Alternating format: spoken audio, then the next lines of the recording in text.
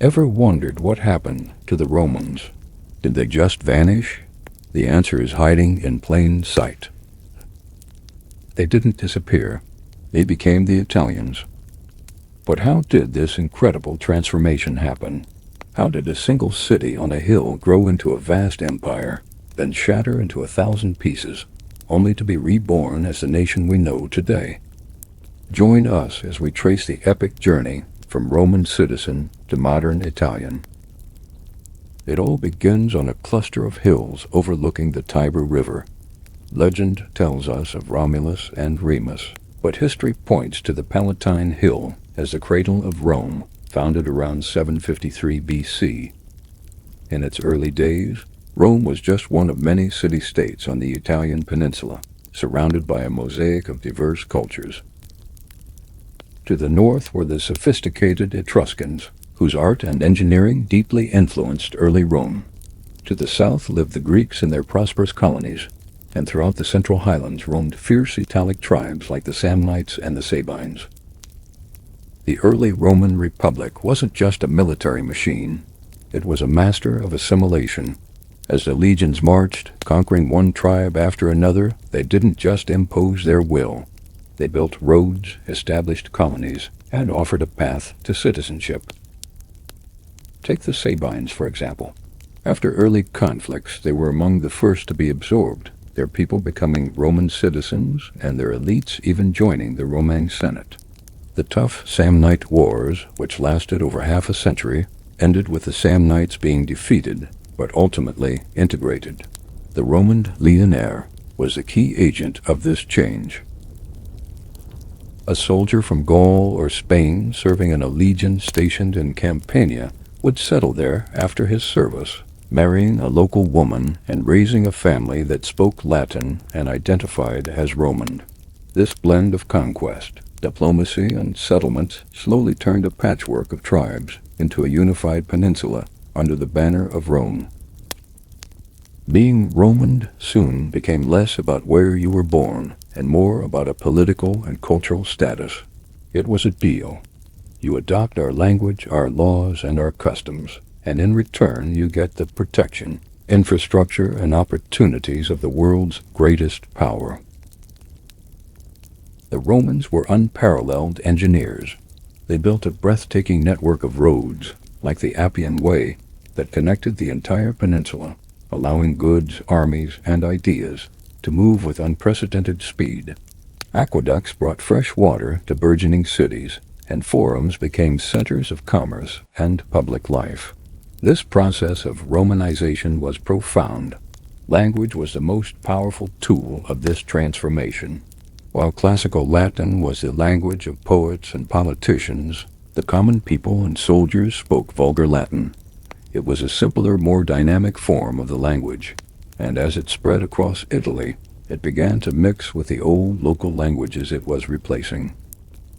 This created a spectrum of regional accents and dialects. For the first time, from the Alps to Sicily, the people of the peninsula shared a common tongue, even if it sounded a little different in every valley. This common linguistic ground was the bedrock upon which the future Italian identity would be built. But empires don't last forever. In 476 AD, the last Western Roman emperor was deposed, and the political unity of Italy shattered. What followed is often called the Dark Ages, a period of profound fragmentation and instability. The magnificent Roman infrastructure fell into disrepair. The peninsula became a battleground for competing powers. The Lombards, a Germanic tribe, swept down from the north, establishing their own kingdom. The Byzantine Empire clung to territories in the south and the region around Ravenna. Later, Norman adventurers would conquer Sicily and southern Italy, establishing a powerful kingdom of their own. Without a central authority, regional identities began to harden. The old Roman administrative divisions became the seeds for new political entities, powerful city-states in the north like Venice, Genoa, and Florence, the papal states in the center ruled by the Pope, and the Kingdom of Naples in the south. The single tree of vulgar Latin now branched out dramatically. In Venice, influenced by its maritime trade with the East, a distinct Venetian dialect emerged.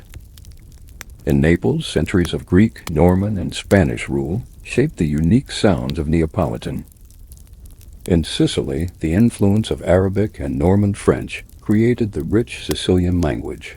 For nearly 1,300 years there was no Italy, only a collection of fiercely independent and often warring states. The one unifying force that remained was the Catholic Church. Headquartered in Rome, it preserved Latin as the language of scholarship and liturgy, acting as a living, breathing link to the peninsula's Roman past. Then something remarkable happened.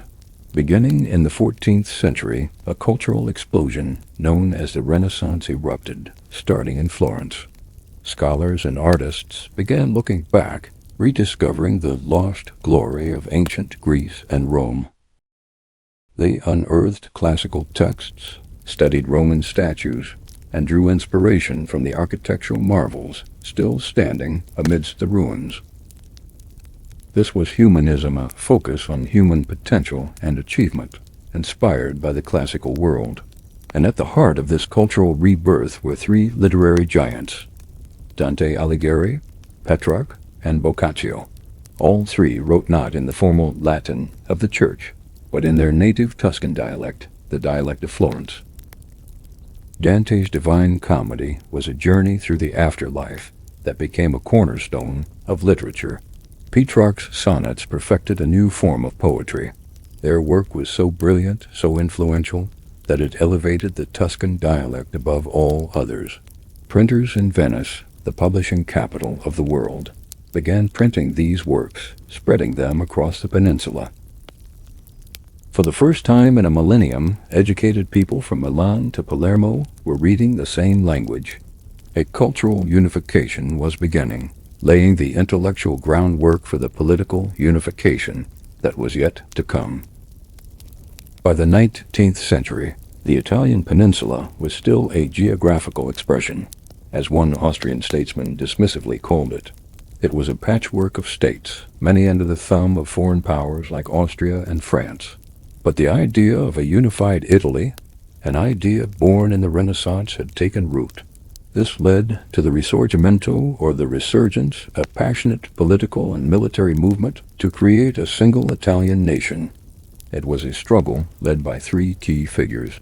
Their brain was Camillo di Cavour, the clever prime minister of the Kingdom of Sardinia-Piedmont, who used diplomacy and alliances to expel Austrian influence. The heart was Giuseppe Mazzini, a passionate idealist who inspired a generation with his writings about a unified Republican Italy. And the sword was the legendary Giuseppe Garibaldi. In 1860, Garibaldi led his Expedition of the Thousand, a volunteer army of red-shirted patriots, on a daring invasion of Sicily. Against all odds, they conquered the island and then the southern mainland, not for themselves, but to hand it over to King Victor Emmanuel, II of Sardinia-Piedmont. Through a combination of diplomacy, revolution, and Garibaldi's heroic campaigns, the pieces of the puzzle finally came together. In 1861, the Kingdom of Italy was proclaimed, and by 1870, with the capture of Rome, the peninsula was politically united for the first time since the fall of the Roman Empire. So how did the Romans become Italian? It was a journey through time. The Roman Empire gave the peninsula its linguistic and cultural foundation. The chaos of the Middle Ages created the rich diversity of regions that still defines Italy today. The Renaissance rediscovered the shared Roman heritage and created a standard language. And finally, the Risorgimento forged that shared culture into a modern nation-state. To be Roman was to be a citizen of a multi-ethnic, expansionist empire. To be Italian is to be a citizen of a nation-state deeply proud of one's specific regional identity, be it Sicilian, Tuscan, or Venetian, while also sharing a common national culture rooted in that ancient Roman past. When you walk through Rome today, you see ancient ruins standing next to bustling modern cafes. That is the perfect metaphor for the Italian people themselves, a modern identity built firmly on a Roman foundation. The Romans never left. They're right here, ordering an espresso. Thanks for watching. If you enjoyed this journey through history, don't forget to subscribe to my channel for more stories about how our world came to be.